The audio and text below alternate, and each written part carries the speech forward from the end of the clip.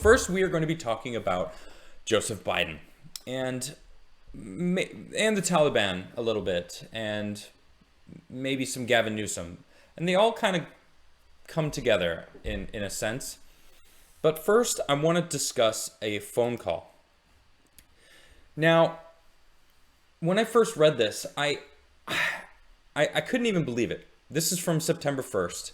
And last week I had a bunch of guests on my show. I was talking to Carlin. I was talking to Gothics. Me and Carlin were debating about some stuff. You may have seen that episode. So I was a little preoccupied with not doing my normal segments. And I kept my eye on this. And I think it is absolutely bonkers. And what pisses me off about this, if this was Trump, I do that a lot, right? What if this was Trump? What about isms? Well, what about this? It's like, I don't like going there, but I mean, last year, pretty much his entire presidency, he got bombarded nonstop. They never gave him a break. And somehow he looks younger now after his presidency. I don't know how he does it. But this is Biden now, okay? And somehow he's getting a pass. Look at this story. Biden pressured Ghani, who is the now ex-president of Afghanistan, to create perception that Taliban weren't winning.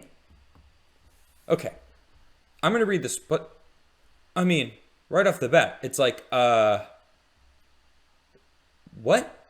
So he was pressuring him to lie to the world. And that's basically what this is.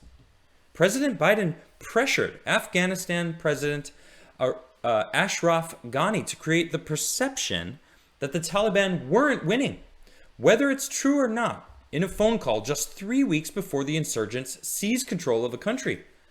A bombshell leaked transcript show. Biden and Ghani spoke for roughly 14 minutes on July 23rd in what would be their final call before the Taliban overran the government and Afghanistan descended into bloody chaos amid the botched U.S. withdrawal, according to a transcript and audio obtained by Reuters.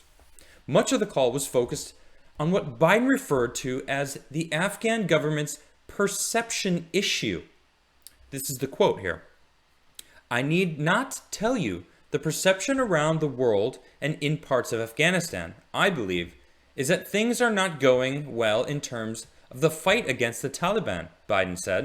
And he continues, "And there is a need, whether it is true or not, there is a need to project a different picture." Wow. Okay. Now I've covered a lot of how Biden has handled this. We know now that Biden had every chance to maintain control of Kabul so that he can get American citizens out. There's still American citizens there right now. In fact, it's almost looking like what is considered a hostage situation. They are not being allowed to leave. Okay?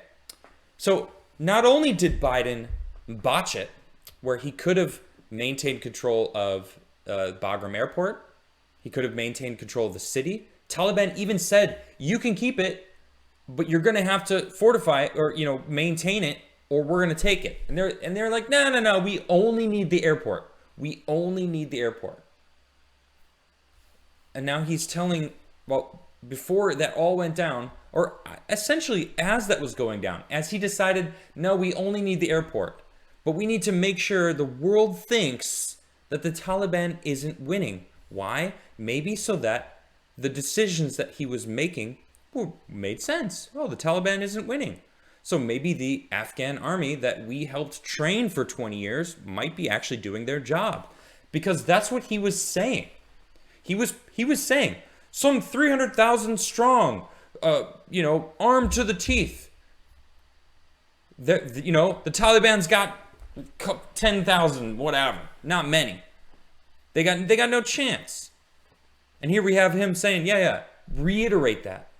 President President Ashraf Ghani, make sure people think that the Taliban aren't doing so hot, when in reality, he clearly had the information and knew that they were taking over faster than expected. But hey, Biden, didn't you claim it was, man, they took over faster than we could have expected? You knew that this was happening 3 weeks before they took over. Okay. Again, I don't like going there, but I have to go back.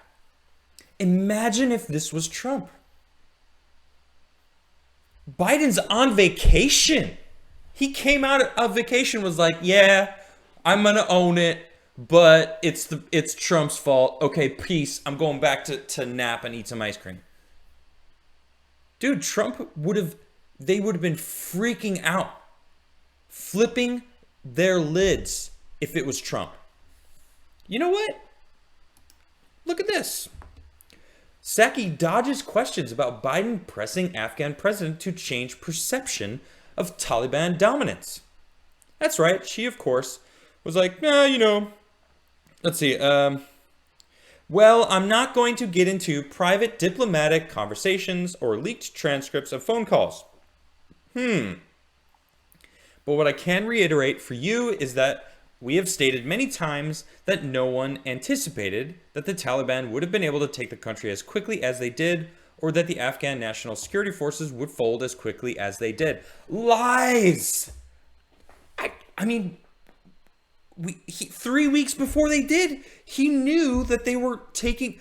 she's literally gaslighting everyone, saying, well, I'm not going to go into the details of this, but I'm going to lie to you now and say everything that the president was caught saying was not true. Even though the phone call in question is proving what she just said after it false. So she's lying.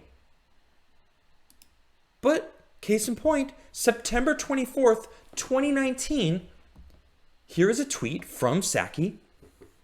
It is not just the call transcript. The whistleblower complaint would likely have more details. We need both, not just the call. And everyone's agreeing. Look, of course, September 1st, all these people are saying, hey, you, I mean, you want more. You want who blew the whistle? We need we need all the information. Well, I'm not going to get into the details of a private conversation between the president and the other president because, that blows the narrative completely open. And by the way, let me gaslight all these sheep to believe these lies that I'm now about to tell you, because that phone call is pretty damning evidence that Joe Biden knew the Taliban were taking over as quickly as they did, against the narrative of saying, well, we didn't know that they were gonna take over this fast. Wow. According to the ex-president of Afghanistan, they weren't even doing very good. Oh my gosh. It's crazy. And now look where we're at. Taliban keeping Americans hostage by not allowing flights to depart. This is from Representative McCall. The Taliban is holding 6 airplanes carrying Americans and Afghan refugees hostage at an airport in Afghanistan. Michael McCall claimed in an interview on Sunday. McCall, the ranking Republican on the House Foreign Affairs Committee, said on Fox News Sunday that the flights have been cleared by the U.S. State Department to depart, but the Taliban will not let them leave the airport. In fact, we have 6 airplanes at Mazar-e-Sharif Airport, 6 airplanes with American citizens on them as I speak, also with these interpreters, and the Taliban is holding them hostage for demands right now, the Texas congressman told host Chris Wallace. Wallace questioned McCall on what demands the Taliban were making before allowing the flights to leave. Well, McCall responds with, well, they're not clearing airplanes to depart. They've sat at the airport for the last couple days. These planes are not allowed to leave. Imagine being stuck on a plane in a behind enemy lines in a now hostile environment, being told you're not allowed to leave, and you're on the plane for days. Ooh, that sounds like that's nightmare fuel. He continues, we know the reason why is because the Taliban want something in exchange. This is really, Chris, turning into a hostage situation where they're not going to allow American citizens to leave until they get full recognition from the United States of America, he continued. Wow. The State Department has informed members of Congress that charter flights ready to ferry American citizens and green card holders out of the country to Doha, Qatar, are being held on the ground at Mazar-e-Sharif by the Taliban, CBS reported. Quote, the Taliban is basically holding them hostage to get out more Americans. Senior congressional source told the network. A non-government organization that teaches leadership to young women through athletics said it has had 2 planes at the airport for 6 days, waiting for the Taliban to okay the flights. The report said between 600 and 1,200 people, including 19 American citizens, are waiting for the flights at a location outside the airport. Okay, so, at least it's good to know they're not on the planes. Or who knows, right? I have no idea. It's interesting though, all right, because I found this tweet. And this, of course, is from MSNBC. You could take that as you will. And it'll make sense by the time I read this thread to you. Breaking, can confirm that 11 flights, 8 chartered by Glenn Beck. Shout out to Glenn Beck, by the way, for doing incredible work. He's actually out there helping people get out. Amazing. Shout out to you, Glenn Beck. Are being held by the Taliban and include over 100 Americans. No packs on planes, no hostages. All packs are safe away from the airport. Also, McCall, referring to the person I just told you about, who is claiming that they're hostages, was absolutely incorrect at characterizing any of these people as hostages. There is nobody being denied exit of the country or being detained on a plane. Instead, the Taliban has not granted clearance for the planes to leave. Spoke to 2 sources who confirmed.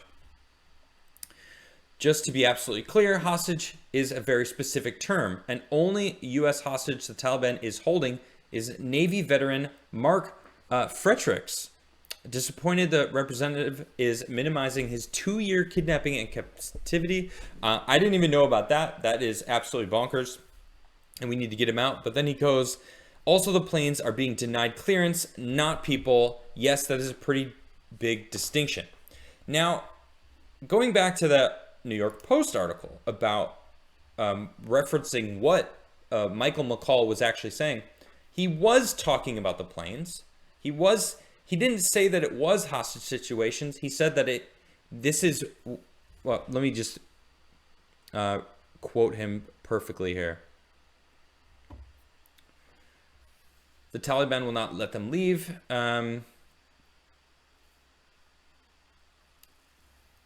Well, he says that he's holding them hostage for demands. So where are you getting the information that they are making demands? We don't know yet, but he is a representative making these claims on Fox. Who to trust, Fox News or MSNBC? I don't trust anybody anymore. I don't trust any of them. They all have an angle.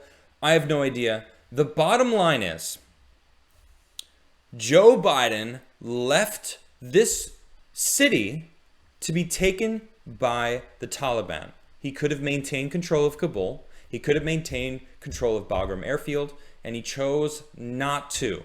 He chose to get out the physical boots on the ground before American citizens, the equipment.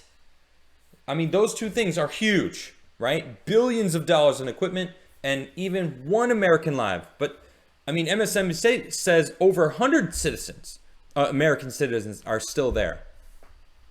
When 1 is too much. Absolutely bonkers.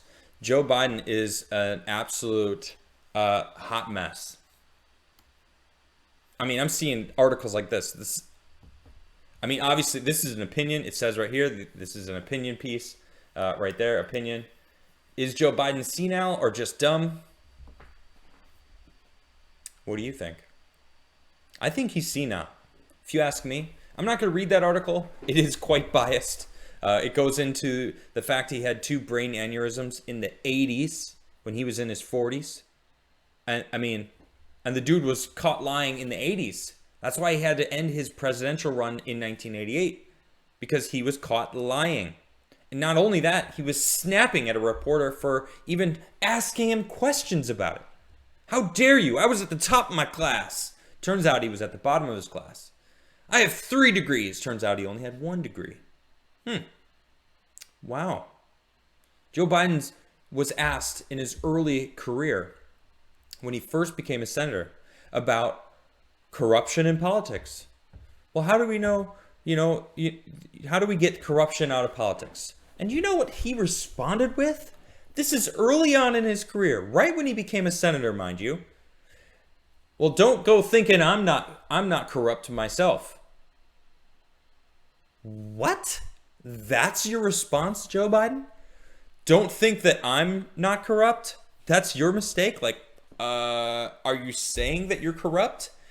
He has an awfully hysterical way of saying the quiet part really loud. Really loud. Him and Obama built the largest fraud organization. Wow. It's not who votes, it's who counts the votes. That's a quote from Stalin that Joe Biden says. He literally said that. That's some communist tactic right there. Like, wow, dude. I think he's senile and corrupt. And maybe dumb. I don't know. Maybe all these things are in tune. But where's the VP? Where are they right now? There's American citizens behind enemy lines, potentially being held hostage. Can't know for certain until they actually make a demand, but they're not being allowed to leave. What are they supposed to walk out of Afghanistan? Huh? Is that what you want them to do, Biden? You want them to walk out of Afghanistan? You want them to take a boat, drive all the way through the desert to get out? Right. It just makes me think of this. I tweeted this the other day. Someone said, caption this to this freaking nightmare, laughing with this freaking nightmare. And I said, there's a quote from Gavin Newsom that I'm making up on the spot. It said, she said they think we really care about them. Oh my goodness. These people don't care about us. They don't care about you. They don't care about those American citizens that are left there. They didn't care about the dogs. They don't care about their own state. Gavin Newsom's state is a hot mess. California has gone down the tubes. I've been to California many times. I love California. Loved California. No, I love many people in California because there are still conservatives, that people that want to make California great again, because it is a hot mess. And people are living on the streets. I mean, I just saw a haunting video of Philadelphia. It's these Democrat-run cities, because guess what? These Democrats don't give 2 poops about any of you. They don't care about me. All they care about is money, money, money. Controlling that money, maintaining the power. I watched an incredible interview today with Jordan Peterson and Dennis Prager and Adam Carolla. Incredible interview. Please go check it out. It's over on Jordan Peterson's YouTube channel. And in it, Dennis Prager said many people have asked him to run for office. And he said there's a big difference between being an influencer and then being in power. And he doesn't want power. He'd rather be an influencer. And Dr. Peterson asked him, well, what's the difference, And an influencer doesn't coerce people, or people in power use coercion. They want that power, and he doesn't. And it's like, that's the people we need in power. Those are the people that will make the right decisions for everybody. And that's why everyone's been wanting him to run for office, because this guy is a freaking nightmare. Vote him out. Next week, I think early voting has actually started. I know this is a side note. I'm just shouting it out. I don't care who you vote for, whether you not like Larry Elder or not. Get Gavin Newsom out of there. That dude is crying. He is calling the White House, pleading for them to help him because he knows people hate him in California. And I don't blame him because he should be scared. And this woman needs to stop laughing at everything. So sick of that woman. The whole administration, I'm fed up with them. They're freaking the worst. It's a regime, and they don't care. I bet Biden spends most of his days eating ice cream, chilling out on the couch. Seriously, until he has to show up somewhere.